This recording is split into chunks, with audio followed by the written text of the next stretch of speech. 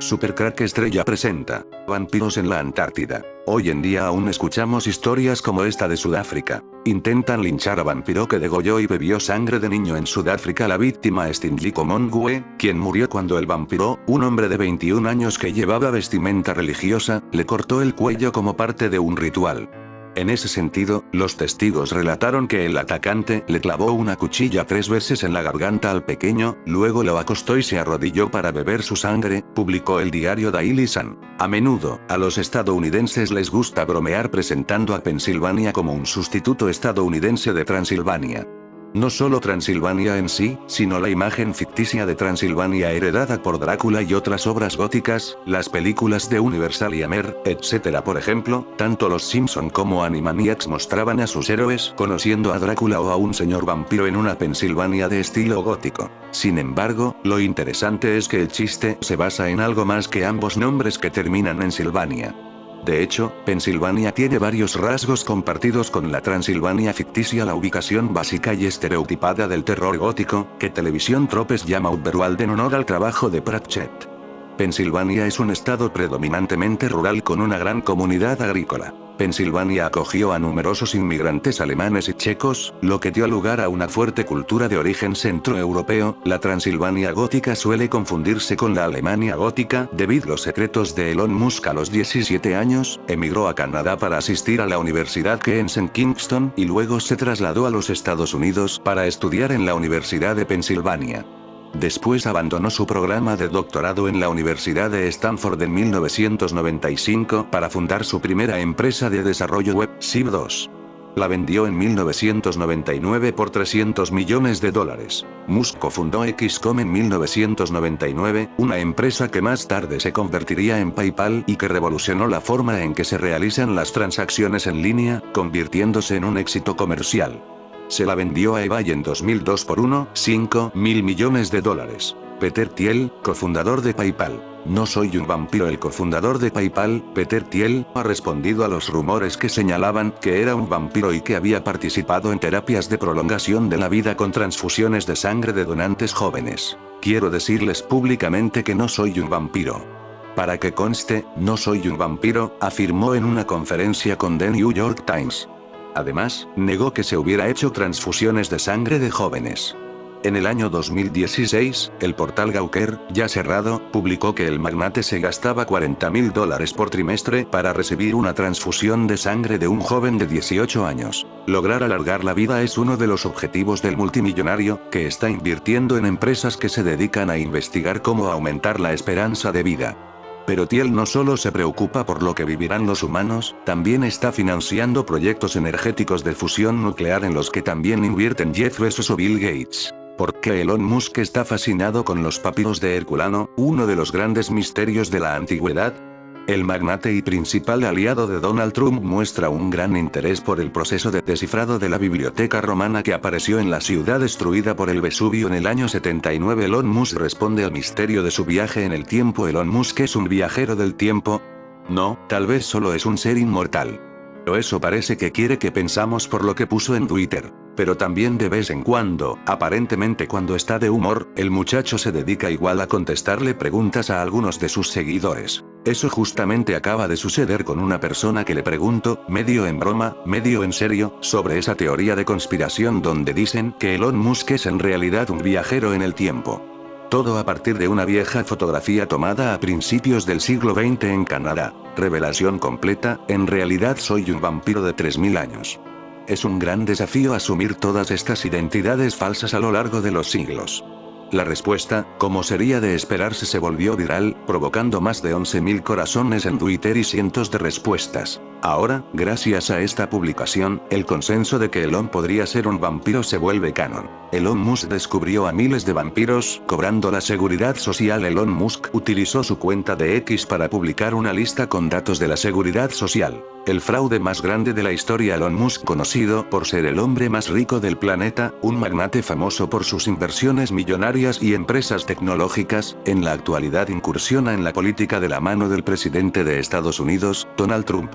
Recientemente, el CEO de Tesla compartió una publicación en X y dio que hablar. En la actualidad, Musk ocupa el cargo de jefe del Departamento de Eficiencia Gubernamental, DOGE, por lo que tiene acceso a información clave sobre las oficinas del gobierno estadounidense.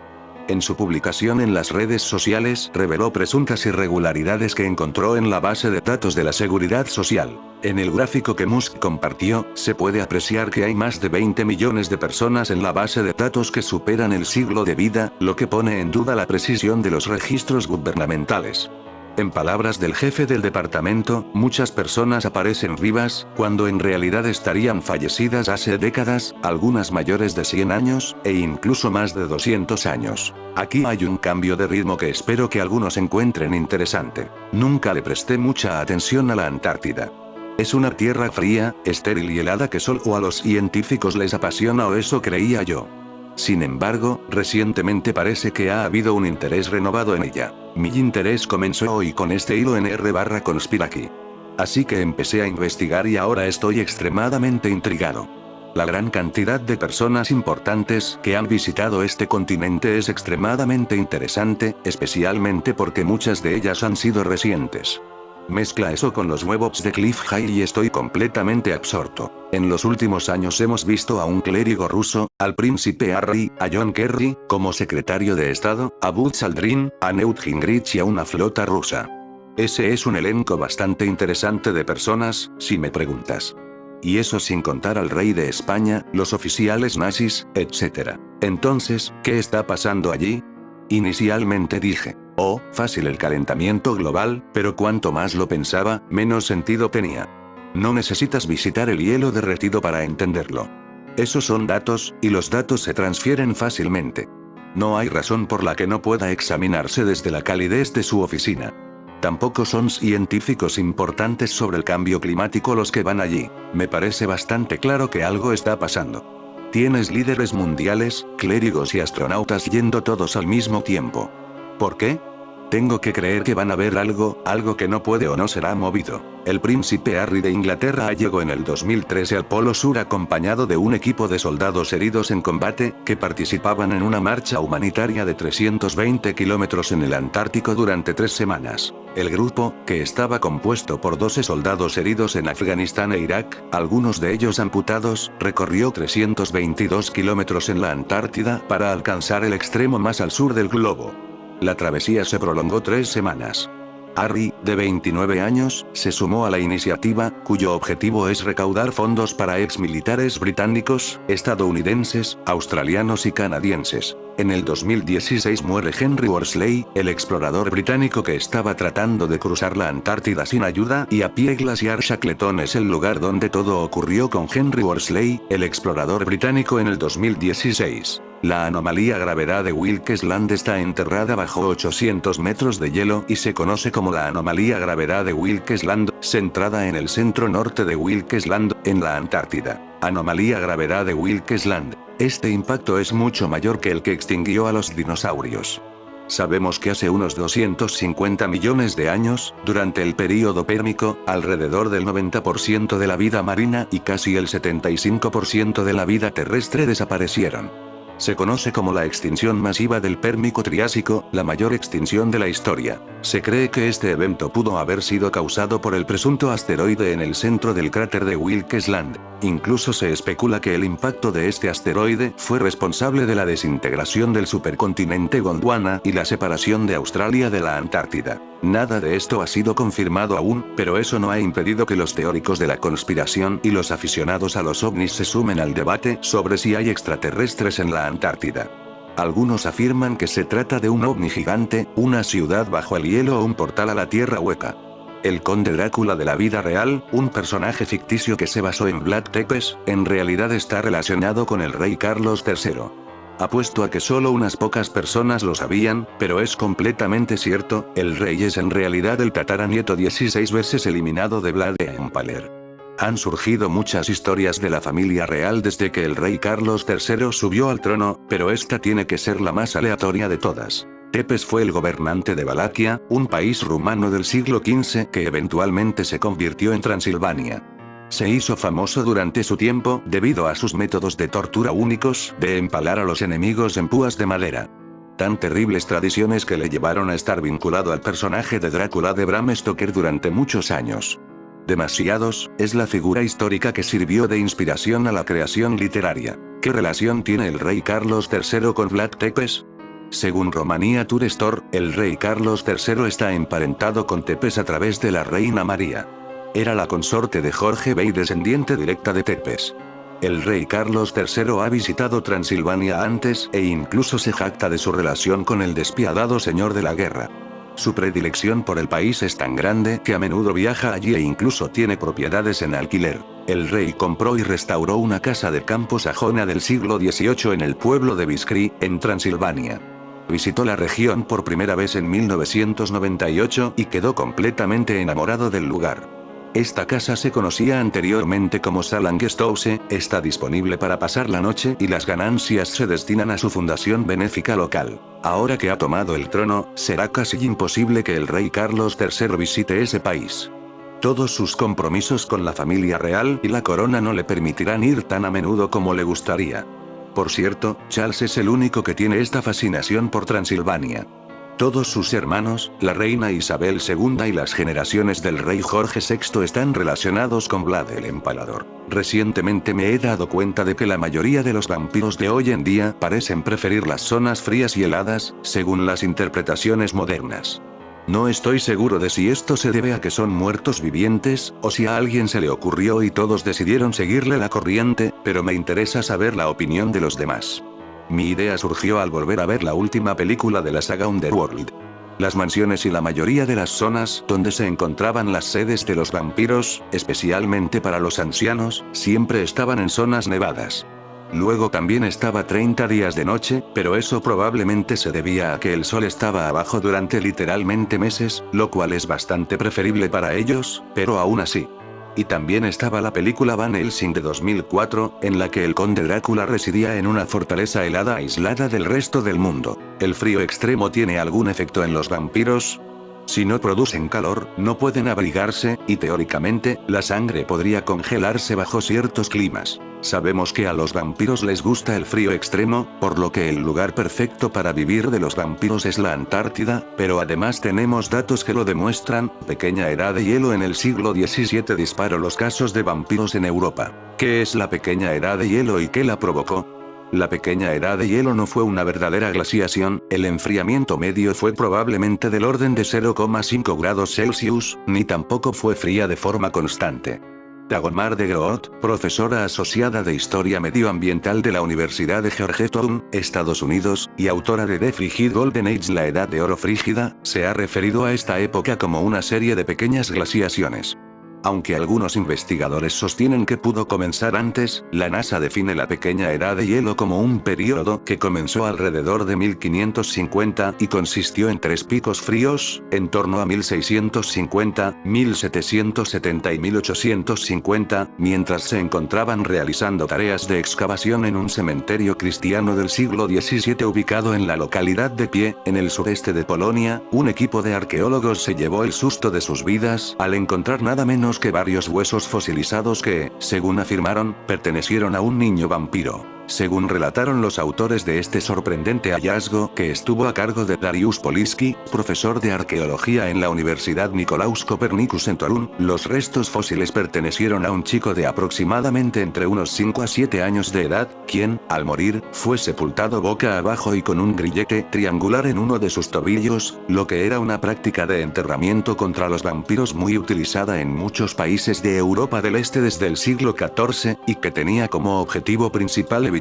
que estos pudieran volver a vivir. Cabe señalar que, a tan solo un par de metros de distancia de los restos recientemente encontrados, el año pasado los arqueólogos habían encontrado los restos de una mujer vampira adulta que fue enterrada con un candado en el dedo gordo del pie izquierdo y con una hoz sobre el cuello, destinada a cortarle la cabeza en caso de que intentase resucitar de entre los muertos. El lugar en el que hemos encontrado tanto los restos de la mujer vampiro como el de este niño vampiro seguramente fue un cementerio para los excluidos, para todos aquellos que por motivos varios no eran aceptados en los cementerios cristianos, comentó Poliski. Los arqueólogos creen que una gran cantidad de las personas que fueron enterradas en ese cementerio cristiano polaco provocaron mucho miedo y temor entre los habitantes de la zona, no solo a lo largo de su vida sino, incluso, hasta después de sus muertes, por lo que fueron enterradas siguiendo los ritos con los que se creían que se podía evitar su resurrección. Enterrar a alguien boca abajo representaba anclarle a la tierra. El grillete en el pie simbolizaba el cierre de una etapa de la vida, y, además, se creía que impedía el regreso del fallecido al mundo de los vivos, señaló el especialista. Las formas de protegerse contra el regreso de los muertos incluían cortar la cabeza o las piernas del fallecido, enterrar el cadáver boca abajo, quemarlo o aplastarlo con piedras, concluyó Poliski. Los investigadores italianos creen que han encontrado los restos de una vampiresa en Venecia, enterrada con un ladrillo metido entre sus mandíbulas para evitar que se alimentara de las víctimas de una plaga que hubo en la ciudad en el siglo XVI. Matteo Borrini, un antropólogo de la Universidad de Florencia, dijo que el descubrimiento en la pequeña isla de Lazzaretto Nuovo en la laguna de Venecia apoyaba la creencia medieval de que los vampiros eran responsables de la extensión de las plagas como la peste negra. Hace un tiempo escuché un podcast donde un cocinero de una base de investigación en la Antártida contaba su experiencia en aislamiento. Fue breve, pero habló de ver cosas espeluznantes como vampiros. Pensé que era uno de los mayores. ¿Alguna idea de qué podcast era este? Además de la cosa, por supuesto. No sé, simplemente siento que debido a que la Antártida es tan vacía y desolada, y debido a las teorías de la conspiración que la rodean, podría ser un escenario para una película genial. Diablos, la cosa probablemente esté entre mis 3 películas favoritas de todos los tiempos. ¿Hay sitio para una nueva serie de vampiros? Netflix cree que sí, y su propuesta para este mes de diciembre se llama Las Guerras B, Wars. La serie está protagonizada por Ian Somerhalder, de Vampire Diaries, y aborda la temática de los chupasangres desde una perspectiva un poco diferente a la habitual. Wars está basada en un cómic independiente homónimo creado por Jonathan Maberry y su punto de partida es muy actual. Una expedición científica en la Antártida libera por accidente un virus que llevaba miles de años encerrado bajo el hielo. El patógeno produce una serie de mutaciones que convierte a sus víctimas en vampiros muy similares a los de la mitología salvo por el hecho de que no son muertos vivientes sino infectados. Los afectados por el virus no son monstruos irracionales sedientos de sangre.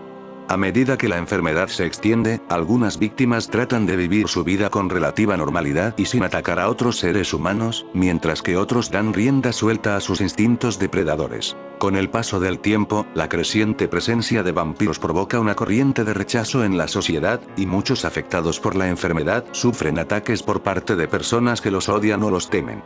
Al final, esas tensiones estallan en una guerra abierta cuando parte del colectivo de vampiros se harta de ataques y se organiza en cédulas terroristas para librar una guerra contra la humanidad.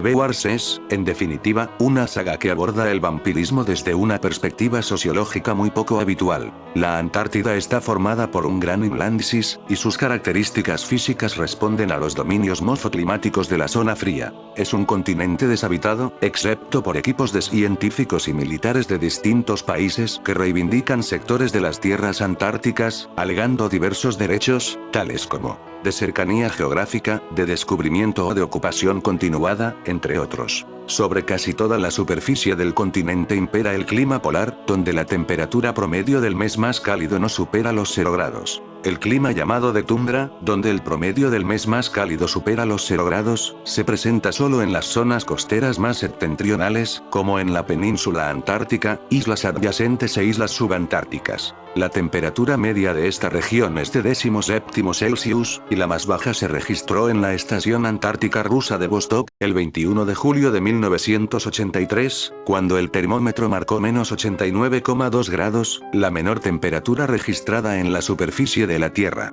Estas bajas temperaturas se deben, no solo a su ubicación en la zona polar sino, a su gran altura media y la poca radiación solar que recibe. Además, entre el 80% y el 90% de la radiación que recibe es reflejada por el hielo, evitando el calentamiento de la superficie. Un fenómeno térmico característico de la Antártica es el llamado Kernlose Winter, es decir, las temperaturas medias durante el invierno tienen variaciones muy pequeñas. En la Antártica también se han registrado los vientos más intensos de la superficie terrestre. 327 km por hora, en julio de 1972, en la Estación Científica Francesa Dumont d'Urville. La Antártica es, en la mayor parte de su extensión, en cuanto a su humedad atmosférica, paradójicamente, el lugar más seco de la Tierra, excepto las zonas costeras e insulares de la Antártica, ya que al estar las temperaturas casi siempre bajo Celsius el agua se encuentra cristalizada y el aire, que es extremadamente frío, apenas retiene humedad.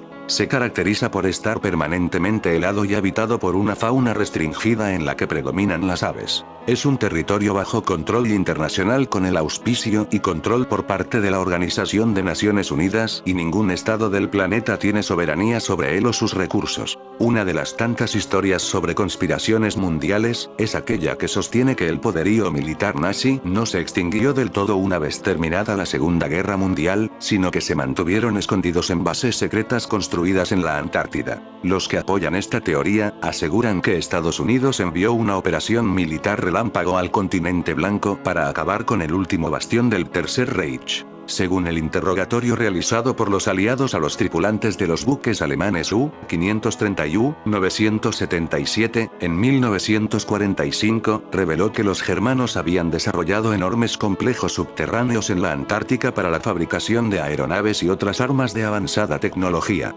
2 años más tarde, los norteamericanos habrían impulsado un gran plan para dar caza a los fugitivos. Se le llamó Operación I-Jump Salto de Altura, aunque oficialmente este proyecto figura como la mayor exploración científico-militar de los territorios antárticos, que fundó los cimientos para bases internacionales. I-Jump contó con el liderazgo del almirante Richard Byrd y una tripulación de más de 4.700 hombres, con 33 aeronaves, en 13 barcos incluyendo el rompehielos guardacostas Northwind, un portaaviones, US Philippines Sea, y un submarino, US Senet. En un principio, se había estimado que la duración del proyecto de buscar zonas aptas para edificar bases científicas sería de 8 meses, pero lo curioso es que todo terminó a las 8 semanas de iniciada la expedición. Los teóricos de los antiguos astronautas sostienen que los campamentos fueron atacados por un poderoso y desconocido enemigo que los obligó a devolverse a casa mucho antes de lo previsto. En lugar de desmentir las considerables pérdidas humanas, el almirante Byrd se hizo cargo en una conferencia de prensa realizada en Chile, donde afirmó que su fuerza especial estuvo frente a un enemigo nuevo y formidable, capaz de volar desde el polo norte al polo sur a velocidades increíbles. Posteriormente, ya de regreso en Washington, el almirante Byrd fue citado por una comisión investigadora del Senado estadounidense. En dicha oportunidad manifestó nuevamente que en el transcurso de otra guerra, América puede ser atacada por un enemigo que tenga la habilidad de volar de polo a polo a increíble velocidad. ¿A qué se refería exactamente? Los teóricos de los antiguos astronautas también afirman que Estados Unidos combatió contra los nazis en territorios cercanos al Polo Sur, pero básicamente, su tesis va aún más allá. Cuando sostienen que los diversos militares e historiadores rusos que investigaron el hecho expresaron que los estadounidenses se enfrentaron a los nazis en 1947 en la Antártida, y sugieren que los últimos 2 submarinos germanos sobrevivientes a la batalla fueron posteriormente hallados en la bahía de Buenos Aires, Argentina. Además, señalan que los nazis, influenciados por sociedades secretas esotéricas como la Thule y la Ahnenerbe, intentaron comunicarse con entidades extraterrestres por medio del contacto telepático. Gracias a las supuestas canalizaciones efectuadas por ciertos mediums, obtuvieron valiosa información con la cual el connotado científico alemán Victor Schauberger, puesto casi a la misma altura de Nikola Tesla, el padre de la energía eléctrica alterna, habría conseguido desarrollar platillos voladores, hoy llamados ovnis, con los cuales pretendían ganar la Segunda Guerra Mundial. Sin embargo, cuando ya tenían listos los primeros prototipos, el ataque aliado era inminente y decidieron que lo mejor era llevarse antes sus naves al refugio que tenían en tierras australes. Otro increíble dato entregado por los teóricos de los antiguos astronautas, el cual muchos considerarían totalmente irreal, señala que la razón por la cual el proyecto ARP funciona en Alaska es precisamente para monitorear, a través de la emisión de ondas, un hipotético portal espacio-tiempo presente en el interior de la Tierra que permite los viajes interestelares a través de agujeros de gusano, atajos virtuales entre 2 puntos equidistantes del universo. Según esta polémica premisa, lo que los nazis sabían era que el Polo Norte y el Polo Sur son las puertas de salida y entrada respectivamente, de un agujero de gusano que pasaría por el centro de nuestro planeta y que permitiría a las naves espaciales, tanto terrestres como alienígenas, llegar a la Tierra y salir de ella sin tener que hacer un recorrido kilómetro a kilómetro por el espacio.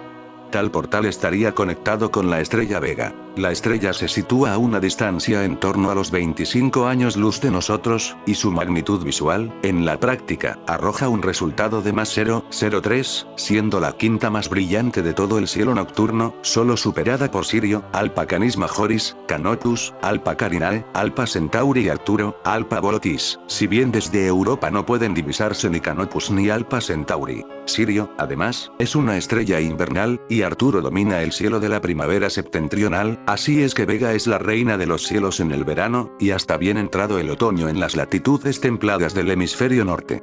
La declinación de la estrella es claramente boreal, de más 3000·87. Este valor, restado de 90, nos facilitará dos datos muy útiles. El resultado, próximo a 51, significa por un lado que esta es la latitud a partir de la cual la estrella es circumpolar para el hemisferio norte. Es decir, por encima del paralelo más 51 la estrella nunca se pone bajo el horizonte. Por otro lado, en el hemisferio sur, nos sirve para saber el límite máximo al que podemos descender para poder verla. Con otras palabras, al sur del paralelo 51, Vega nunca aparece sobre el horizonte. Los astrónomos consideran a Vega la estrella más importante de todas cuantas existen, y no son pocas, excepción hecha del Sol. Varios factores confluyen en el astro para merecer tan destacado calificativo, pues se trata de la estrella más brillante de los meses centrales del año, verano en el hemisferio norte, invierno en la mitad sur del planeta, la quinta de todo el cielo nocturno, además del sorprendente hecho de que una vez fue, y lo volverá a ser, la estrella que marcaba el norte, y se encontraba donde hoy en día está Polaris. Pero su importancia trasciende más allá, al tratarse de la estrella que fue considerada como valor cero tanto en color como en magnitud visual. En efecto, su índice de color BB, restados los valores de los filtros azul y verde, es 0, y 0 es también su magnitud aparente vista desde la Tierra. Hay más. Su elevada velocidad de rotación le confiere un achatamiento inusual, provocando esto, además, una notable diferencia en las temperaturas superficiales que se registran en su ecuador y en los polos, uno de los cuales, curiosamente, apunta en dirección a la Tierra. Esto no es todo. Un disco de polvo rodea a la estrella, a la manera en la que, quizás, estaba rodeada nuestra estrella hace varios miles de millones de años. Este disco puede ser el origen de un futuro sistema planetario, en cierto modo parecido al nuestro, y es posible que ya en la actualidad albergue más de un planeta del tipo joviano e incluso neptuniano. El disco incluye también, parece evidente, restos o escombros de pasadas colisiones entre asteroides u otros pequeños objetos protoplanetarios que pudieron fracturarse y formar una estructura semejante a nuestro cinturón de Kuiper. Con la tecnología actual, increíbles imágenes satelitales muestran profundas cavidades en el continente blanco generadas, tal vez, de manera artificial. Los misterios en torno a la Antártida siempre han existido por ser una zona muy poco explorada, debido a su lejanía del resto de los continentes y por poseer muy bajas temperaturas que hacen muy difícil la permanencia de la vida terrestre en ese lugar, no así la extraterrestre. Los enigmas nacen con los mapas de fines de la Edad Media, donde aparece como una tierra con bastante vegetación y sin nieve. No obstante, el misterio mayor va de la mano con la teoría conspirativa a la que se refieren los teóricos de los antiguos astronautas, que sostiene que un grupo de nazis huyeron de la Segunda Guerra Mundial y se establecieron allí en refugios cavados en la nieve, lejos del alcance de los aliados, o tal vez de toda civilización. En la actualidad, el británico Scott Waring asegura haber hallado entradas a supuestas bases secretas de las que se piensa, pueden ser de origen alienígenas. Por medio del programa Google Earth, el inglés ha encontrado unas inquietantes entradas, que parecen ser metálicas, en la Antártida. Las dos extrañas grietas encontradas, pueden chequeadas siguiendo estas coordenadas, enlaces. 6636 12 58 99 43 12 72 6633 11 56 99 50 17 46. Waring sostiene que en la parte de arriba de una de las entradas puede verse un ovni estrellado, aunque quizás no se trate de una nave procedente del espacio exterior, sino que sea de origen nazi, abandonada como la base hace mucho tiempo. Si bien se podría decir que esta última afirmación es algo osada, la verdad es que la fotografía satelital deja ver un material que difiere de su entorno, y se asemeja a alguna estructura en base de acero. Las interesantes y fascinantes imágenes de Google Earth parecen indicar dos posibles entradas de una base extraterrestre, o por lo menos hacia algo, además de un enorme objeto con forma de disco enterrado en el hielo. Según los teóricos de los antiguos astronautas, de haber bases extraterrestres en la Antártida, lo más seguro es que haya extraterrestres en su interior. Scott Waring piensa que las dos entradas, cercanas entre sí, pueden estar conectadas, pues formarían parte de la misma base subterránea. Ambas se encuentran en el deshielo en las Islas Sandwich del Sur, de acuerdo a sus propios análisis. El primer túnel tiene un diámetro de 90 metros de altura, aproximadamente, y 30 de ancho. ¿Serán estas las entradas a una base nazi de origen extraterrestre? ¿Tal vez pertenezcan a otro país? ¿O solo se trata de la imaginación de Waring, quien confunde formaciones naturales, cuevas, con algo elaborado inteligentemente? Dudas que se resolverían si una expedición fuera hasta ese sitio. ¿Cree usted que aún nadie lo ha hecho? Si los túneles no son de origen natural, ¿quién o qué las construyó? ¿Los túneles son recientes o son artefactos de otra época, cuando la Antártida no estaba cubierta con hielo? Es interesante notar que el famoso mapa de Piri Reis muestra el continente antártico sin hielo, lo que sugiere que la capa de hielo que la cubre es un fenómeno geológico reciente. Después del colapso soviético en 1991, la KGB liberó archivos previamente clasificados que arrojaban luz sobre la operación Nihump, salto de altura. Los informes de inteligencia obtenidos de espías soviéticos infiltrados en los Estados Unidos revelaron que la Armada estadounidense envió embarques para encontrar y destruir una base secreta nazi. En el camino, los soldados encontraron una fuerza poderosa y misteriosamente hostil que atacaron al destacamento, destruyendo muchas naves y un número significativo de aviones. De hecho, la operación Nihump sufrió muchas muertes, como se indica en el informe de la conferencia de prensa celebrada en Chile por Bild. Según algunos, a pesar de la desinformación de la inteligencia estadounidense, la operación Nihump representa el primer episodio histórico conocido que marcó una batalla directa entre las armadas de los Estados Unidos y una fuerza alienígena desconocida oculta en algunas de las estructuras subterráneas de la Antártida. Sin embargo, las misteriosas entradas que se encuentran en el Polo Sur podrían solo ser una mera cavidad natural que se extiende por debajo de la superficie del continente polar, o ser cavidades artificiales utilizadas como entradas a bases secretas alienígenas. Si la última hipótesis es correcta, entonces podríamos tener una respuesta de las fuerzas históricas que han atacado al contingente dirigido por el almirante Byrd a principios de 1947.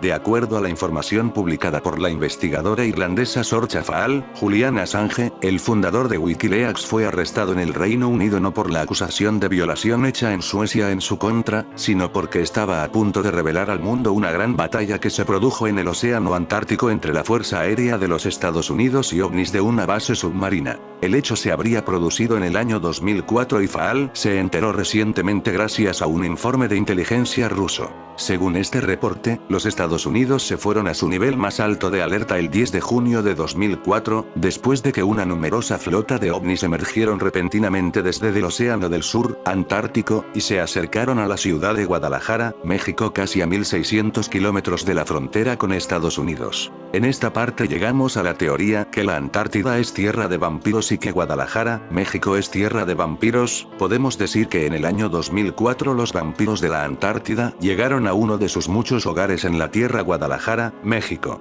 Encuentran la tumba del primer vampiro registrado en México. Su escalofriante historia. Una usuaria de TikTok se volvió viral al compartir la historia de la tumba del primer vampiro registrado en México. Te contamos quién era, cómo llegó aquí y cómo lo atraparon, pero antes de que sigas, te invitamos a ver VIX. Entretenimiento sin límites con más de 100 canales, totalmente gratis y en español.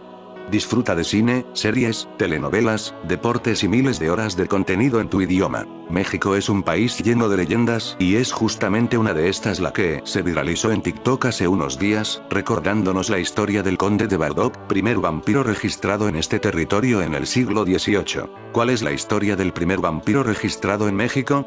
Desde de la cuenta @marijo_paranormal, María José Arce nos cuenta lo que sucedió con el conde, cuya tumba fue hallada en el Panteón de Belén en Guadalajara, México. Según la leyenda, el conde de Bardock era un hombre adinerado y educado que llegó a Jalisco desde Europa a finales del siglo XVIII, 1840 aproximadamente. La película Abierto hasta el amanecer estaría basada en esta historia. Su aspecto era bien parecido, alto, fornido, de piel muy blanca, ojos azul claro y cabello rubio. Su comportamiento era extraño. Nunca salía de su casa durante el día y se mantenía en las sombras. Tras su llegada, los crímenes comenzaron a afligir la ciudad. Niños, adolescentes y adultos aparecían secos, como momias, con profundas incisiones en el cuello. La gente sospechó que un vampiro estaba detrás de estas atrocidades. Una noche, salieron en busca del vampiro y encontraron al conde de Bardock atacando a una víctima. Lo capturaron y le clavaron una enorme estaca, sepultándolo en el Panteón de Belén. Ahí creció un extraño árbol que, con el tiempo, partió la tumba y envolvió su cuerpo. Se dice que lleva la sangre del monstruo atrapado en sus raíces y que, durante las noches, entre sus ramas, se ven reflejos de sus víctimas. Y, según cuentan popularmente, cuando se seque o caiga el árbol, el vampiro regresará para aterrorizar nuevamente a la gente. Aunque su existencia se envuelve en misterio y superstición, los pobladores han transmitido la historia de este enigmático personaje de generación en generación. Según la leyenda, cuando el árbol se seque o se caiga, el vampiro despertará de su sueño y se vengará de los descendientes de quienes lo persiguieron y mataron aquel día. Según este reporte, los Estados Unidos se fueron a su nivel más alto de alerta el 10 de junio de 2004, después de que una numerosa flota de ovnis emergieron repentinamente desde el Océano del Sur, Antártico, y se acercaron a la ciudad de Guadalajara, México, casi a 1600 kilómetros de la frontera con Estados Unidos. Antes de alcanzar la frontera estadounidense, esta numerosa flota de ovnis, se dice en ese reporte, regresó dimensionalmente a su base principal en el mencionado océano. Tras ello, un grupo de aeronaves norteamericanas se dirigió hasta el citado lugar donde se produjo una gran batalla aérea. No obstante, en el informe no se señala quién fue el ganador. Desde 2004, continúa exponiendo ese reporte, las flotas de ovnis del Océano Antártico han seguido emergiendo de sus bases, dándose el acontecimiento más reciente cuando otra de sus extensas flotas fue avistada sobre Chile. Esto se pone más interesante tomando en cuenta la misteriosa aparición de ovnis en Nueva York y la cadena de sismos que se produjo en las aguas del Golfo de Adén, lugar donde se cree que se abrió un vórtice o Stargates, portal estelar, por donde estarían ingresando seres multidimensionales y entidades extraterrestres a nuestro planeta, generando un gran temor en la comunidad internacional. Stargates, portal estelar, de Yemen tiene sumamente preocupados a los estadounidenses. Wikileaks tendría información sobre el supuesto vórtice del Golfo de Adén. El fundador de Wikileaks, Julian Assange, advirtió que publicaría los cables secretos del gobierno de los Estados Unidos relacionados con esos ovnis del Océano del Sur, y la guerra estadounidense contra ellos. Fue arrestado inmediatamente por la policía británica sobre cargos armados y levantados por el gobierno sueco.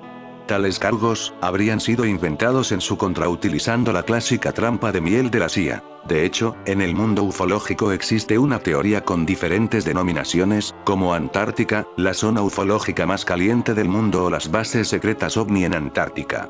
Además, existen relatos y testimonios de numerosos avistamientos, tanto de científicos como de militares, en bases antárticas. El 8 de enero de 1956, varios investigadores de una expedición científica chilena en la Antártica observaron, durante varias horas, ovnis en forma de puro y de disco, evolucionando en el cielo del área del mar de Weddell. En la actualidad, y a pesar de la censura sobre estos temas, nos llegan noticias de intensa actividad ovni en la Antártica.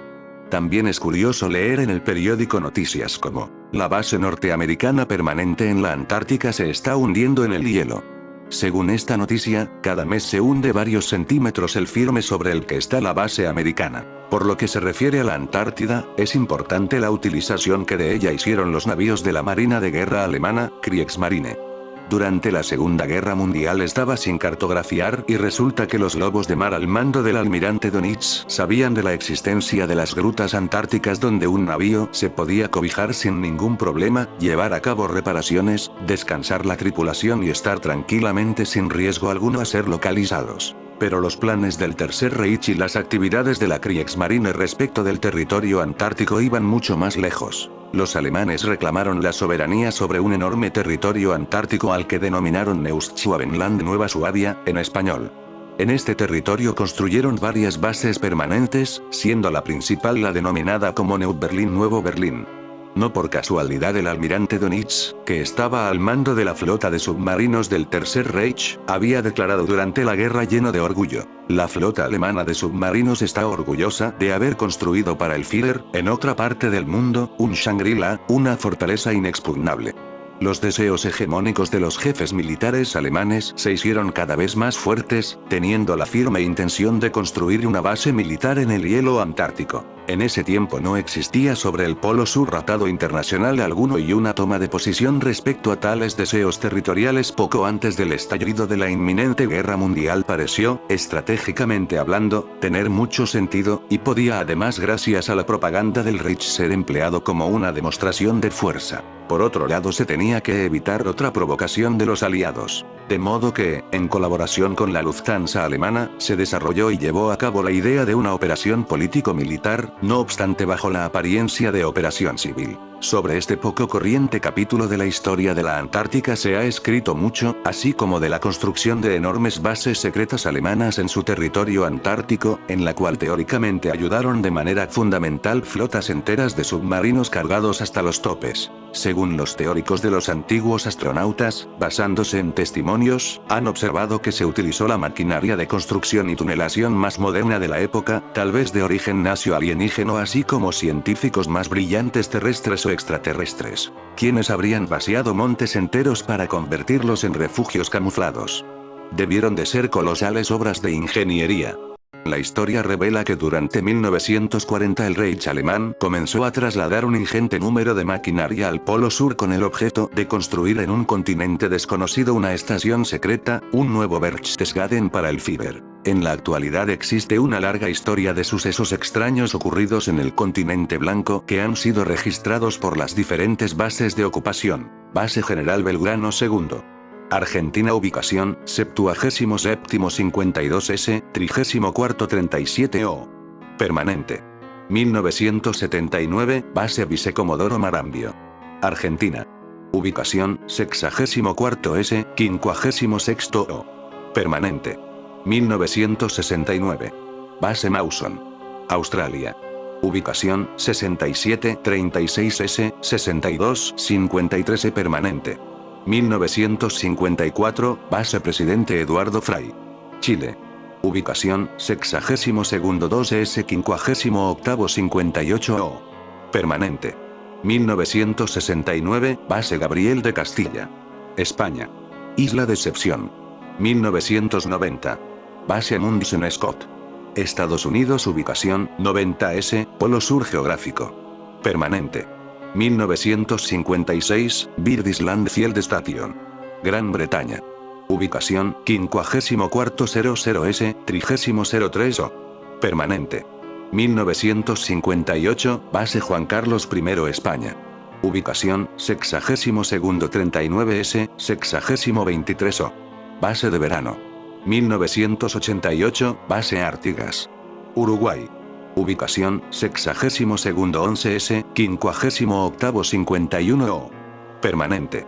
1985. El agujero de ozono observado en la Antártida es uno de los fenómenos más espectaculares que se han producido, por lo imprevisto e inesperado y por el lugar donde se manifestó por primera vez. Cada año, desde mediados de los años 80, gran parte de la capa de ozono situada sobre la Antártida desaparece durante la primavera, originando lo que popularmente se llama agujero de ozono y que no es más que la disminución de la concentración de ozono presente en la estratosfera antártica. Las razones de su aparición en la Antártida se derivan de la ausencia de radiación solar durante el invierno, induciendo un enfriamiento radiactivo que va intensificándose con el tiempo. En los últimos días ha comenzado a sonar con fuerza e insistencia la noticia del presunto descubrimiento de pirámides en la Antártida. Hasta el momento se conoce poco acerca de las pirámides y el equipo sigue manteniendo silencio sobre el descubrimiento.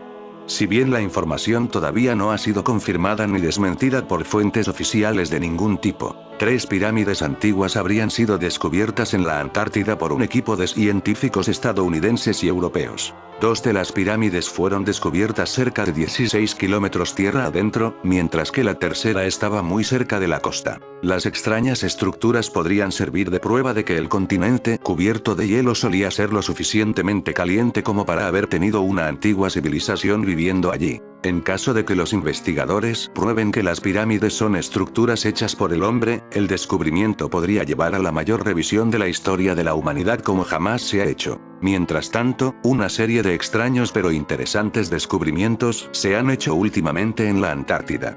En 2009 los científicos del clima han encontrado allí partículas de polen, que posiblemente podría afirmar que los árboles de palma una vez crecieron en la Antártida y las temperaturas de verano alcanzaron los 21 grados. El año pasado, los científicos del Instituto de Investigación del Desierto de Nevada identificaron 32 especies de bacterias en muestras de aguas del lago Vida en la Antártida Oriental. ¿Será posible que la Antártida fue alguna vez lo suficientemente caliente en el pasado remoto como para tener una civilización antigua viviendo allí?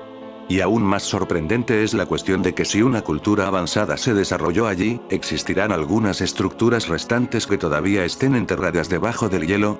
Queda claro que, de confirmarse este hecho, sería una revelación inaudita para el estudio de la historia de la humanidad, aunque todavía dicha confirmación parece lejana. De todas formas, sea o no real, marca el horizonte de lo imaginable según la tecnología disponible en esta época, y confirma que la Antártida es uno de los sitios del mundo que más misterio y curiosidad genera, y que las pirámides y su construcción siguen siendo uno de los más poderosos enigmas de la historia. Según los teóricos de los antiguos astronautas, si miramos con alarma los informes del calentamiento global que advierten que tanto las regiones del Ártico y la Antártida se están derritiendo, muchos de nosotros podríamos vivir para ver el día en que estará expuesto todo el continente de la Antártida, al igual que todos los artefactos antiguos que alguna vez existieron allí. Adentrarte en el corazón del continente más desconocido del planeta no es barato.